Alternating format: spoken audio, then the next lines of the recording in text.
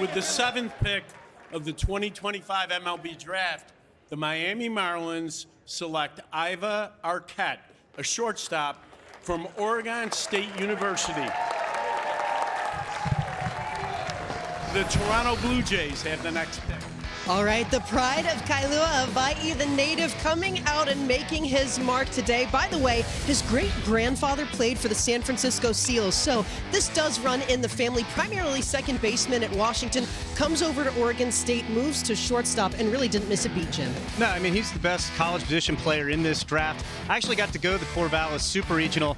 Harold actually hooked me up with tickets. He moves really well for a 6'5" guy at shortstop. I think it's going to be a little power overhit. He's got the arm for short. We'll see if he stays there. Like I said, I was pleasantly surprised by his actions at shortstop for a guy who's 6'5". And this is a nice pick for the Marlins. Last year, they wanted a college hitter at 16. The two guys they wanted, Seaver King and Cam Smith, got their pocket picked. This year, they were hoping for Arquette. Didn't necessarily think he'd get here, and they did. And I just wanted to say this has been interesting. After the first couple picks went a little differently than we thought they might, Mariners got the guy they wanted in Seth and Kate Anderson. Rockies got the guy they coveted in Ethan Holiday. The Pirates were hoping for Seth Hernandez at 6, and they got him. And now the Marlins got Aiva Arquette at 7. I think there are a lot of happy teams right now who got the best case scenario coming into today, came true for him. And while you're looking for it, led the Beavers in average and home run. You love to see it, Greg. Yeah, he also played great at the Cape. Aiva Arquette, the 6'5", 220-pound shortstop, off the board to the Miami Marlins for the next pick at number 46. The 46th pick of the 2025 MLB Draft, the Miami Marlins select Brandon Compton, an outfielder from Arizona State University. The Los Angeles Angels have the next pick. All right, interesting guy here, Dan, because in 2024 at ASU, he hit over 350. And then at 14 home runs. In 2025, stepped back to 271. Where do you profile Brandon Compton right now? I think it's power over hit. You know, Tony, I don't know if you've seen a lot of this guy. For me, it's power over hit. His legitimate power, though. Plays profiles in the outfield fine. He's a guy for me that I think if he figures out some things from a movement pattern offensively, he can be a way better hitter than what he is. He put on a show at the Combine. He did. Was a joke. I mean, just a joke. His exit velocity is just a strong, powerful young man. It's just, you know, he's going to have to show some hit ability to get to the power consistently. And by nature of his background, that might come with just repetitions because, Greg, this will get you all fired up. He was recruited more as a pitcher, a true two-way player to Arizona State, but it was pitcher first to begin with and then evolved into what he is with the bat. Yeah, I was going to say the same thing. There's room for growth there because he had Tommy John surgery. So it's only really been 2 years as a full-time hitter. So I kind of like that aspect, that when you focus on one, maybe you have more room for growth than the typical 21-year-old college player. With the 43rd pick of the 2025 MLB Draft, the Miami Marlins select Cannarella, an outfielder from Clemson University. This concludes the first round and the compensation round.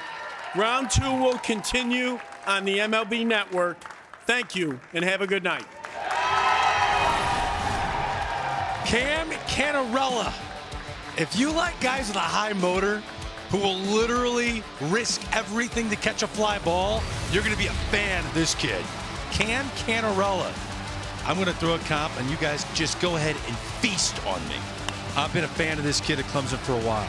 6 foot, 185 pounds. He's not as tall. I totally get it. I'm not going to say PCA. No one saw 40 homer power from Pete Crow Armstrong. He's on pace to hit 44. I'm going to say Jackson Merrill's my comp. You could dream on Jackson Merrill for Cannarella. See that a little bit. I was just going to say, since this is my last segment here, not previously drafted. We've seen this quite a bit, where guys have not been drafted and clubs go get them after their development in college. D-Roll, say your last words. We're out of here. You're unbelievable. He's been entertained by my comp. You just dropped the Jackson Merrill on him. Listen, I want him to have the best night of his life. But Jackson Merrill in the box. Is Jackson Merrill a first-round Hall of Famer yet? Jackson Merrill's 21 years old in the Watch his big swing league. side angle in comparison to Cannarella. Let me Tell say, me if you see the same thing. Cannarella, we are talking about legitimately an 8th defender in center field. Yeah. Tremendous things to go get the ball. It's more of a bat-to-ball contact type guy. He did have a serious labrum injury, which limited his throwing and his base stealing this year. But you're just betting on the strength. The strength is going to have to come for him to impact our game. But he is an elite defensive center fielder. With the 78th pick of the 2025 MLB Draft, the Miami Marlins select Max Williams, an outfielder from Florida State. The Los Angeles Angels have the next pick. Max Williams is the guy that homered his first career at bat at Florida State in 2024. The power, 19 bombs this past season. What do you make of his swing, though, Dan? What do you think? It's more strength over hitability. It's a unique setup. He gets deep into his legs. Profile's okay in the outfield. He's going to have to become a little bit better hitter to be able to get to the power consistently. All position players tonight by the Marlins, by the way. They must have done their board, and these are the best available, right? No, I think it's a concerted effort to realize it's the thing that's lacking within their development system right now. I think they're taking need. And they've had a really tough time developing hitters. They have, Jim. They invested heavily in them last year. P.J. Orlando was all the way back to the kid out of Vanderbilt. J.J. Bleday struggled, but played better when he got to Oakland. Yep. Cleo Watson struggled. He's played better in the Cleveland system. But, yeah, they're trying to address a need, and they need to improve their development of hitters as well. Yeah, he hit 316 this past year. Max Williams, 20 years of age, the junior, off the board to the Marlins.